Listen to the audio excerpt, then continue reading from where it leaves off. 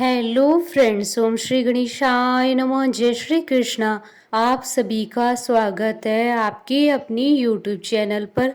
Friends, आज हम आपको इस वीडियो में बताने जा रहे हैं साल 2021 के ज्येष्ठ शुक्ल पक्ष की निर्जला एकादशी व्रत का शुभ मुहूर्त, पूजा विधि, महत्व, पूजा के नियम और पौराणिक व्रत कथा और निर्जला एकादशी पर सभी मनोकामनाओं की पूर्ति के लिए किए जाने वाले उपायों के बारे में। फ्रेंड्स, वीडियो शुरू करने से पहले आपसे रिक्वेस्ट है, अगर आप हमारे चैनल पर नए हैं और आपने अभी तक चैनल को सब्सक्राइब नहीं किया है तो प्लीज़ सब्सक्राइब कीजिएगा चैनल को, साथ ही प्रेस कीजिएगा बेल आइकन को, जिससे नए वीडियो से रिलेटेड नोटिफिकेशन आपको तुरंत प्राप्त हो सके। और वीडियो पसंद आने पर वीडियो को लाइक और शेयर जरूर कीजिएगा ताकि सभी भक्तों को इस वीडियो का लाभ प्राप्त हो सके। और कमेंट बॉक्स में जय श्री कृष्णा जरूर लिखिएगा। निर्जला एकादशी का व्रत ज्येष्ठ शुक्ल की एकादशी तिथि के दिन किया जाता है। इस साल निर्जला एकादशी 21 जून 2021 को है। इस एकादशी को भीमसेन एकादशी, पांडव एकादशी और भीम एकादशी के नाम से जाना जाता है। प्रत्येक महीने में 2 एकादशी तिथियां होती है, एक कृष्ण पक्ष की, दूसरी शुक्ल पक्ष में आती है। उत्तम संतान की इच्छा रखने वालों को एकादशी का उपवास 1 वर्ष तक करना चाहिए। एकादशी का व्रत रखने से श्री हरि अपने भक्तों से प्रसन्न होकर उन पर अपनी कृपा बनाए रखते हैं। सभी एकादशियों में ज्येष्ठ शुक्ल पक्ष की निर्जला एकादशी का एक अपना महत्वपूर्ण स्थान है। निर्जला एकादशी में निर्जल यानी बिना पानी पिए व्रत करने का विधान है। इस एकादशी का व्रत रखने पर महापुण्य की प्राप्ति होती है। मान्यता है कि जो व्यक्ति इस साल की सभी एकादशियों में व्रत नहीं कर सकता है, वो इस दिन एकादशी के दिन व्रत करके बाकी सभी एकादशियों के व्रतों की पुण्य को प्राप्त कर सकता है। इस दिन व्रती एक बूंद भी पानी ग्रहण नहीं करता है। फ्रेंड्स, अब आइए जानते हैं निर्जला एकादशी के शुभ मुहूर्त के बारे में। हिंदू पंचांग के अनुसार इस साल निर्जला एकादशी 21 जून 2021 सोमवार के दिन है। एकादशी तिथि प्रारंभ होगी 20 जून 2021 को शाम 4:21 से और एकादशी तिथि का समापन होगा अगले दिन 21 जून 2021 को दोपहर 1:31 तक। एकादशी व्रत के पारण का समय रहेगा 22 जून 2021 को सुबह 5:13 से सुबह 8:01 तक। पारण के दिन हरिवासर समाप्त होने का समय रहेगा 22 जून 2021 को सुबह 10:22 पर। फ्रेंड्स, अब आइए जानते हैं निर्जला एकादशी पर भगवान विष्णु जी की आराधना करने की पूजा विधि के बारे में। एकादशी के दिन ब्रह्म मुहूर्त में उठकर सभी कामों से निवृत्त होकर स्नान करें और पीले वस्त्र धारण करके भगवान विष्णु जी का स्मरण करें।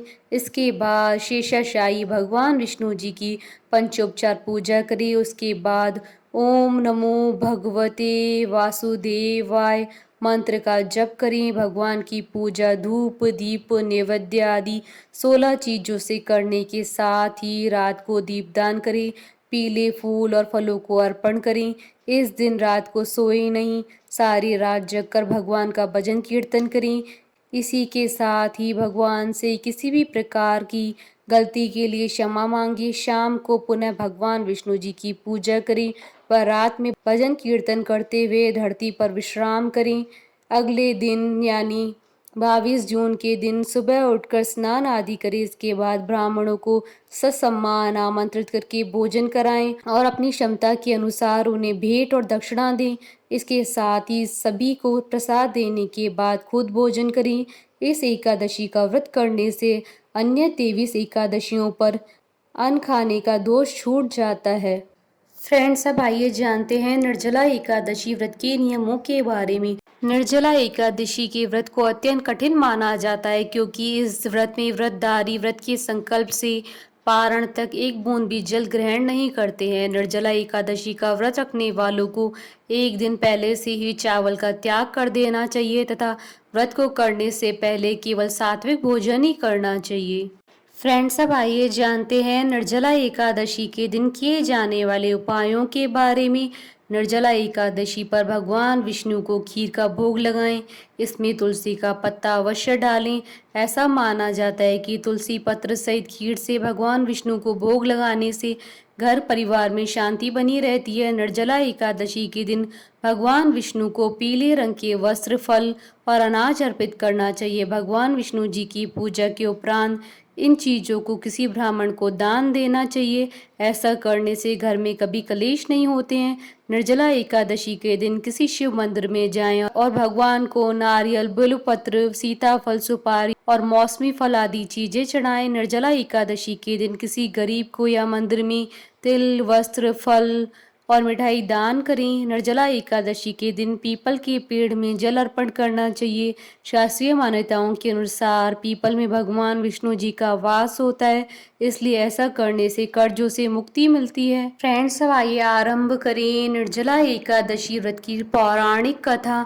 भीमसेन व्यास जी से कहने लगी कि हे पितामह, भ्राता युधिष्ठिर, माता कुंती, द्रौपदी, अर्जुन, नकुल और सहदेव आदि सब एकादशियों का व्रत करने को कहते हैं, परंतु महाराज मैं उनसे कहता हूँ कि भाई, मैं भगवान की शक्ति पूजा आदि तो कर सकता हूँ, दान भी दे सकता हूँ, परंतु भोजन के बिना नहीं रह सकता। इस पर व्यास जी कहने लगे कि हे भीमसेन, यदि तुम नरक को बुरा और स्वर्ग को अच्छा समझते हो तो प्रति मास की दोनों एकादशियों को अन्न मत खाया करो।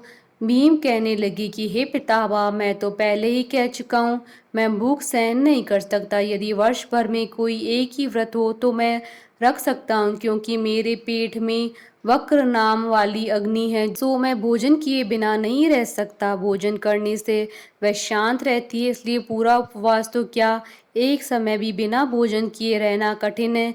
अतः आप मुझे ऐसा कोई व्रत बताइए जो वर्ष भर में केवल एक बार ही करना पड़े और मुझे स्वर्ग की प्राप्ति हो जाए। श्री व्यास जी कहने लगे कि हे पुत्र, बड़े बड़े ऋषियों ने बहुत शास्त्र आदि बनाए, जिनसे बिना धन के थोड़े से परिश्रम से ही स्वर्ग की प्राप्ति हो सकती है। इसी प्रकार शास्त्रों में दोनों पक्षों की एकादशी का व्रत मुक्ति के लिए रखा जाता है। व्यास जी के वचन सुनकर भीमसेन नरक में जाने के नाम से भयभीत हो गए और कांप कर कहने लगे कि अब मैं क्या करूं, मास में 2 व्रत तो मैं कर नहीं सकता, हाँ वर्ष में एक व्रत करने का प्रयत्न अवश्य कर सकता हूँ। अतः वर्ष में एक दिन व्रत करने से यदि मेरी मुक्ति हो जाए तो ऐसा कोई व्रत बताइए। यह सुनकर व्यास जी कहने लगे कि वृषभ और मिथुन की संक्रांति के बीच ज्येष्ठ मास की शुक्ल पक्ष की जो एकादशी आती है उसका नाम निर्जला है। तुम उस एकादशी का व्रत करो। इस एकादशी के व्रत में स्नान और आचमन के सिवा जल वर्जित है। आचमन में 6 मास से अधिक जल नहीं होना चाहिए, अन्यथा वह मद्यपान के सदृश हो जाता है। इस दिन भोजन नहीं करना चाहिए, क्योंकि भोजन करने से व्रत नष्ट हो जाता है। यदि एकादशी को सूर्योदय से लेकर द्वादशी के सूर्योदय तक जल ग्रहण न करें तो उसे सारी एकादशियों का व्रत का फल प्राप्त होता है। द्वादशी को सूर्योदय से पहले उठकर स्नान आदि करके ब्राह्मणों को दान आदि देना चाहिए। इसके पश्चात भूखे और सुपात्र ब्राह्मण को भोजन कराकर फिर आप भोजन कर लेना चाहिए। इसका फल पूरे 1 वर्ष की संपूर्ण एकादशियों के बराबर होता है। व्यास जी कहने लगे कि हे भीमसेन, यह मुझको स्वयं भगवान ने बताया है। इस एकादशी का पुण्य समस्त तीर्थों और दानों से अधिक है। केवल एक दिन मनुष्य निर्जल रहने से पापों से मुक्त हो जाता है। जो मनुष्य निर्जला एकादशी का व्रत करते हैं उनकी मृत्यु के समय यमदूत आकर नहीं घेरते हैं, वरन भगवान के पार्षद उसे पुष्पक विमान में बिठाकर स्वर्ग को ले जाते हैं। अतः संसार में सबसे श्रेष्ठ निर्जला एकादशी का व्रत है, इसलिए यत्न के साथ इस व्रत को करना चाहिए।